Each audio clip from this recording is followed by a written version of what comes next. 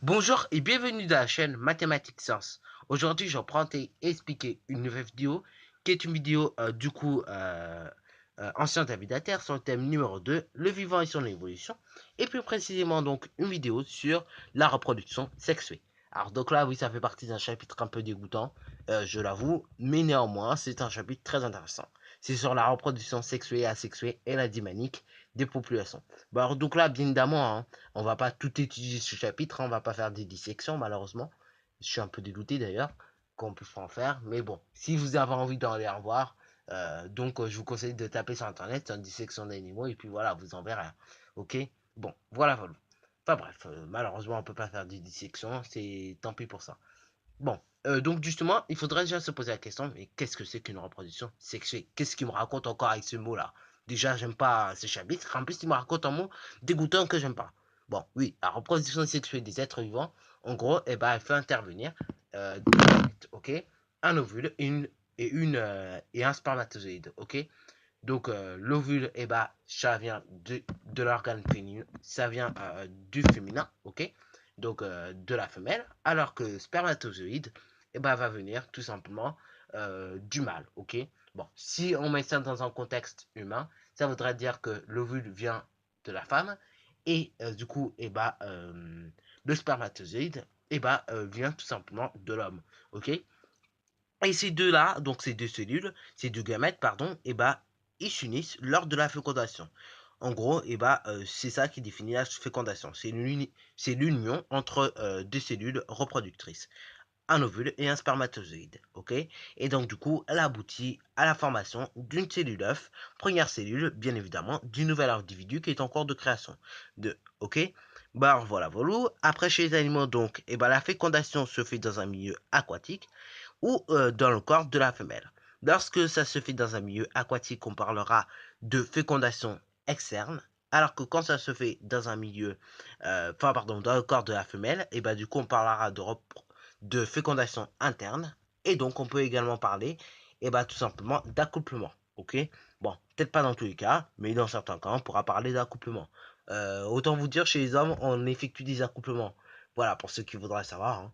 Pour les désolé de dire le mot, pour ceux qui sont un peu pervers, et ben voilà, voilà, chez les hommes, on fait des accouplements, hein. Voilà, voilà. Enfin bref, voilà, voilà.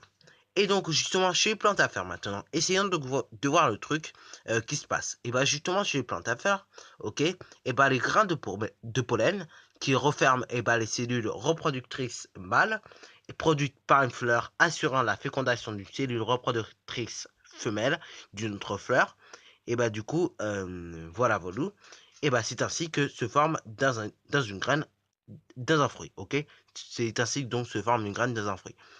En gros, c'est à partir des grains de pollen, ok, qui referment des cellules reproductrices mâles produites par une fleur, qui assure la fécondation d'une cellule reproductrice femelle d'une autre fleur. C'est ainsi donc qu'on forme un fruit, ok, et donc une graine. Bon, maintenant donc, voyons donc la rencontre de gamètes qui peut être facilitée par différents mécanismes. Donc là, justement, chez les plantes à fleurs, ok, et ben du coup, ce sera le vent ou les insectes qui vont assurer le transport du pollen.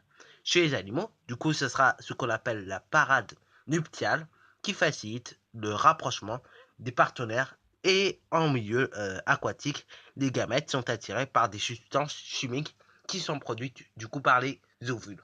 Alors là, je voudrais vous montrer une petite expérience que j'ai retrouvée également dans ce livre, qui le montre bien que tout simplement les spermatozoïdes sont attirés par des substances chimiques des ovules. Donc là, je vais vous montrer cette petite expérience que j'ai trouvée dans ce livre également.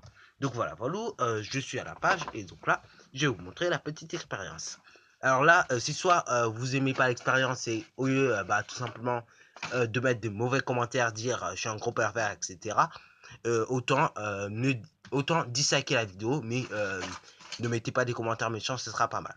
Ok, écoutez, les scientifiques, hein, c'est comme ça, c'est la science. Donc il faut bien essayer de comprendre le monde aussi bien mathématiquement parlant, mais aussi bien aussi biologiquement parlant. Donc alors, voici des expériences que nous avons effectuées sur des gamètes d'oursins.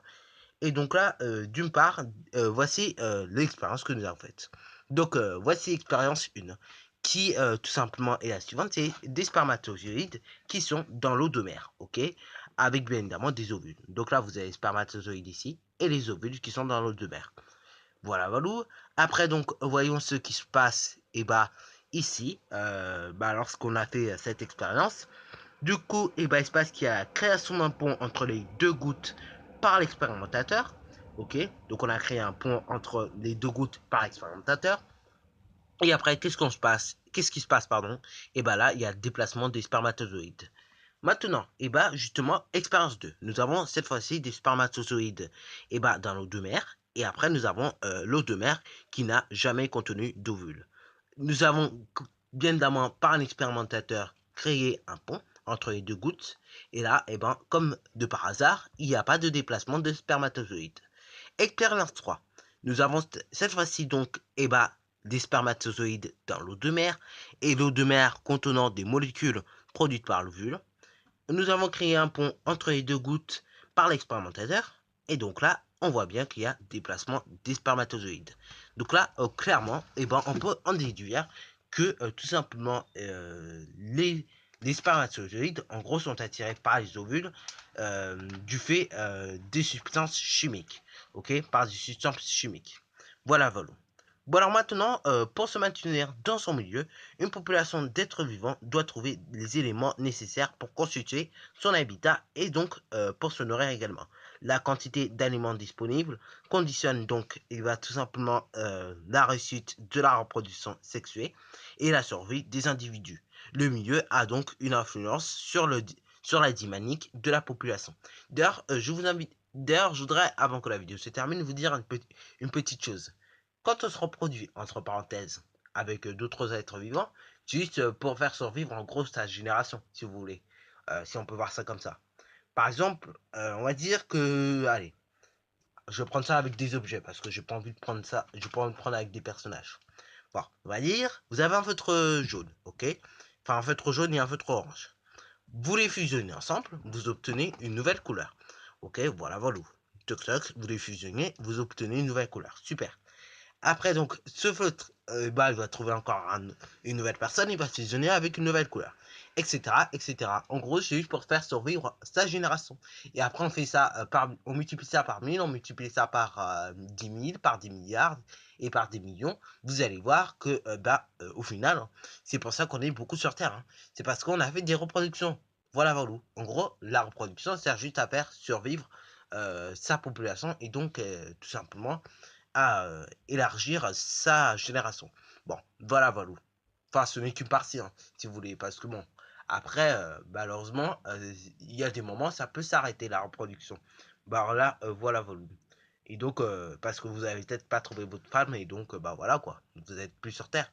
Et puis, la reproduction, elle s'arrête, hein, à un certain âge. Bon, voilà, voilà. Donc, c'était ma petite histoire hein, sur la reproduction que j'avais envie de vous raconter. Donc voilà, voilà.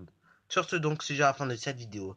Alors, si tu as aimé, n'hésite surtout pas à liker. Si tu n'as pas aimé la vidéo, tu peux également mettre un dislike. Hein, ok, pas de problème. Je vais accepter au contraire. Et après, personnellement, si tu as des remarques ou des commentaires à faire, tu peux toujours me les mettre dans la description. Sur ce, donc, bonne réussite à toi en mathématiques et en sciences.